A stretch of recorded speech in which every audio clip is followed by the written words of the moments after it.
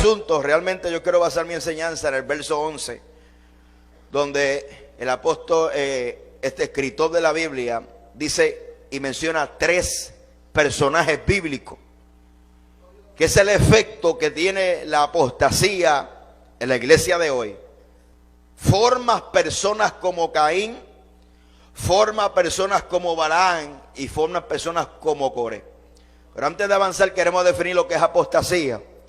Hay mucha gente tiene diferentes clases de definición de lo que es apostasía. Pero apostasía, la mejor definición de apostasía se encuentra en el libro de Judas.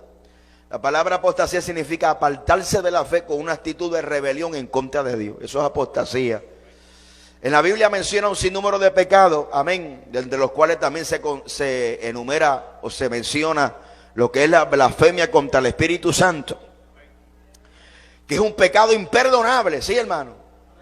Pero también hay pecados que cometen el hombre, que produce que el hombre se autodeseche. Y uno de esos pecados, aleluya, es la apostasía.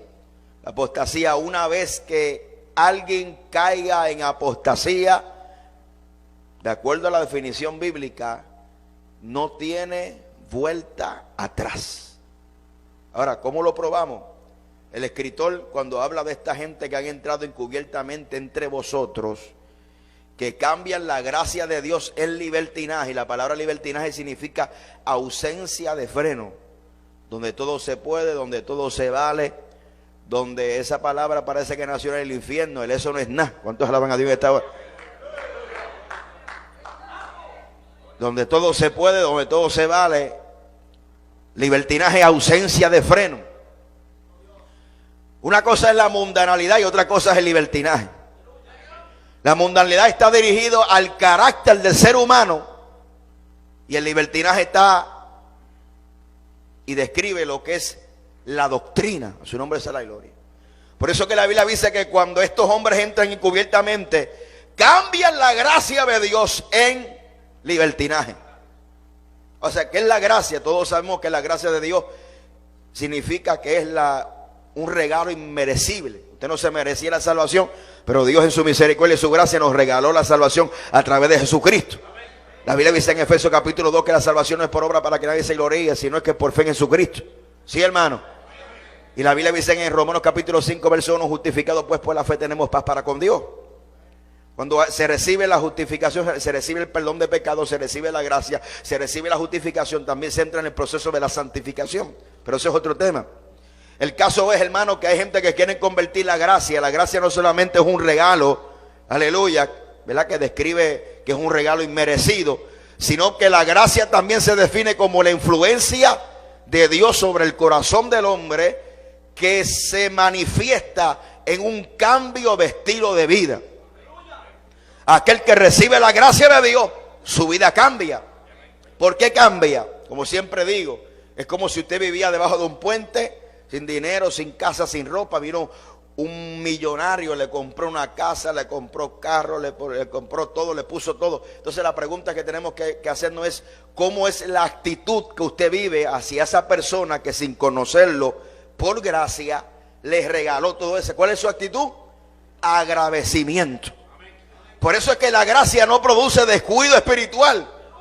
Porque yo he escuchado gente hablando acerca de la gracia, que dicen que no hay que ayunar, que no hay que vigilar, que no hay que, amén, aleluya, congregarse. Eso no produce la verdadera gracia, produce una vida de agradecimiento y rendición ante Dios.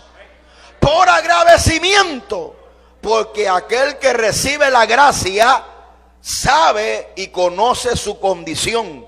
Como dice el salmista, que Dios se acuerda de nosotros y se acuerda de nuestra condición, que somos polvo. Alabado sea la gloria del Señor. Entonces el que recibe la gracia tiene conciencia de ¿qué? De que es un pecador. Pero usted es un pecador pero arrepentido. ¿Cuántos pecadores arrepentidos hay aquí? Aleluya. Eso choca a los evangélicos de hoy.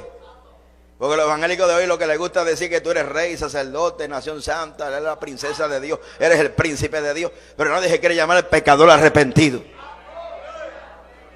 Y cuando eliminamos eso de pecador, lo produce en la iglesia una vida de altivez espiritual. Nosotros tenemos que conocer de dónde Dios nos ha sacado. Y de vez en cuando Dios tiene que recordarnos de dónde Dios nos sacó.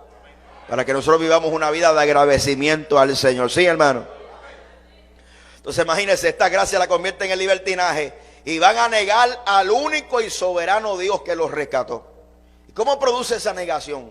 Porque la gente dice, no, es que muchos que yo conozco, muchas personas que la gente dicen que son apóstatas, ellos predican de Dios. Pero ese es el problema, porque en Mateo capítulo 7 la Biblia dice que muchos, no todo el que diga Señor, Señor entrará en el reino de los cielos, sino el que haga mi voluntad. Muchos dirán aquel día, nos echamos fuera demonios, profetizamos, hicimos milagros. Él le va a decir, apartados de mí, hacedores. La Biblia dice en Tito capítulo 1, la Biblia dice que profesan conocer a Dios, pero lo niegan con los hechos, siendo abominables y rebeldes y reprobados en cuanto a toda buena obra. Por eso la Biblia dice también en 2 Timoteo, cuando Pablo está hablando, mira Timoteo, estate quieto, porque por ahí hay una gente que dice que ya la resurrección se efectuó y que su enseñanza calcome como gangrena, pero el fundamento de Dios está firme teniendo este sello. Conoce el Señor los que son suyos y apártese de iniquidad todo aquel que invoca el nombre del Señor. Y no sé si observó cuál es la relación que yo quiero traer. Que aquí no es la cuestión que usted diga Señor. Aquí la cuestión es que el Señor te conozca a ti.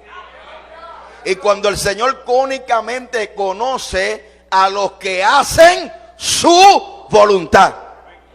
Usted podrá decir gloria a Dios, aleluya, santo, mi alma te alaba. Podrá aparecer. Podrá tener nombre de creyente en muchas ocasiones. Amén. Porque el diablo tiene que entender, hermano, que el diablo en este tiempo ya no viene con cuernos, ni con chifres, ni con tridente. Él usa gabán y calbata. ¿Cuántas alaban a Dios en esta hora? Y tiene títulos de doctores, porque están los doctores que hacen orilla. Doctores en teología y doctores en... Y gloria a Dios por eso. Pero esos doctores lo que están haciendo es enfermando a la iglesia. ¿Cuántas alaban a Dios en esta hora? No son doctores que sanan, son doctores que enferman. Con esta apostasía y esta libertad y esta mundanidad que quieren traer a la iglesia. Ahora, ¿cómo es que lo niegan? Porque profesan estar bajo el señorío de Jesucristo, pero no están bajo el señorío de Jesucristo.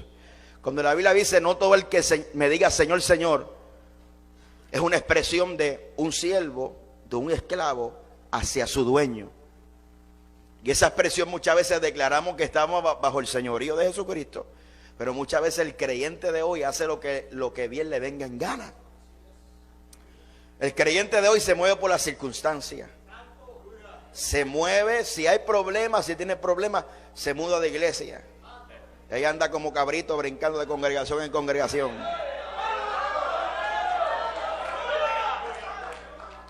A los creyentes verdaderos lo mueve el Espíritu Santo. Porque la Biblia dice que el Espíritu Santo os guiará a toda verdad y a toda justicia. El creyente verdadero, las tormentas no los mueven, las críticas no las mueve, el señalamiento no lo mueve, la disciplina que se le ponga a la iglesia no lo mueve. Alábale si puede ahora. Porque es que de repente la gente, cuando usted lo pone en disciplina, Dios le habla que se mudan de iglesia. Él nunca le hablaba y cuando lo pusieron en disciplina, Dios le habló, ¿verdad? ¿Qué cosa? No, somos guiados por el Espíritu Santo. Las circunstancias no nos guían, nos guía el Espíritu de Dios. Estas personas niegan al único y soberano. Esa palabra soberano es fuerte, porque es uno que determina hacer las cosas como Él quiere. ¿Sabe? Ese es el problema de la iglesia de hoy, que nosotros hemos formado nuestro propio Dios, a nuestro propio antojo, donde hay un Dios que se muestra. La gente predica en un Dios que se muestra como si fuera un Aladino, o como si fuera un amuleto. Anda y vente y pacta, y Dios te va a dar la casa. Anda, entre más grande sea tu pacto, entre más grande será tu bendición.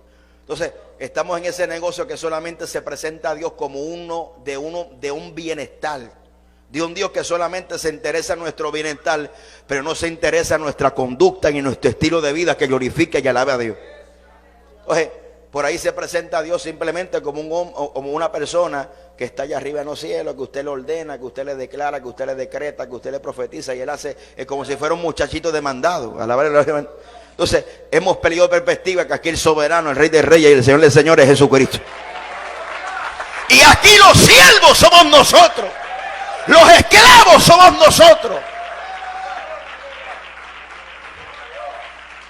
Por eso es que la apostasía ha traído un efecto sobre la iglesia de hoy que ha borrado el modelo de la oración. Ya no se le pide a Dios conforme a su voluntad. Hágase tu voluntad como en los cielos, también así en la tierra. Ahora se le ordena, ahora se le decreta, se le ordena. Y otros dicen, yo profetizo. Cuando la Biblia dice en 2 de Pedro capítulo 1, dice la Biblia que ninguna profecía fue traída por voluntad de hombre, sino que los santos hombres hablaron siendo inspirados por Dios.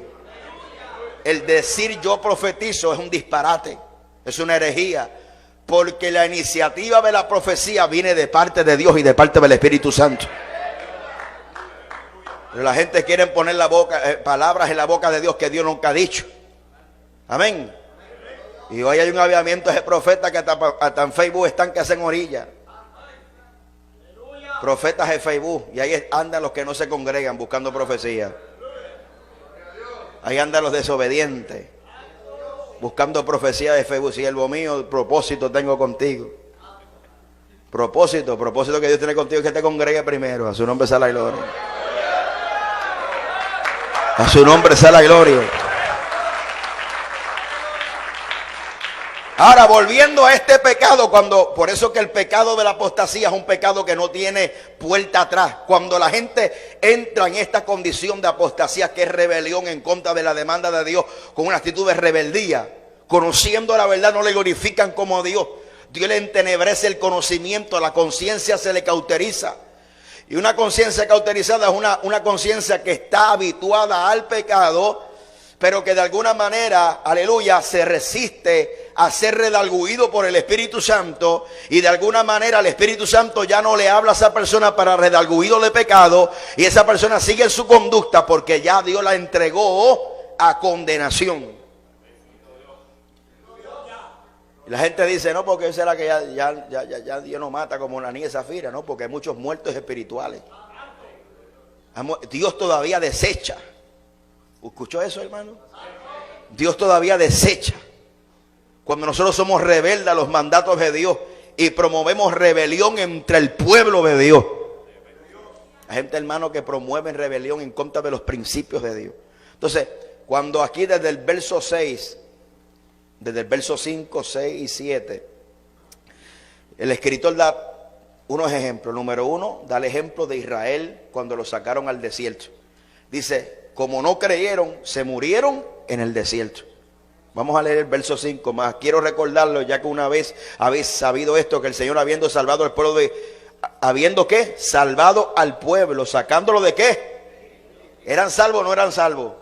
Ahora, ¿qué pasó? Después destruyó a los que no creyeron.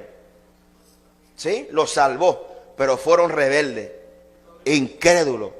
Y en el desierto, Dios no los sacó para que murieran en el desierto. Su corazón estaba en Egipto. Dios los sacó de Egipto, pero su corazón estaba ¿qué? En Egipto.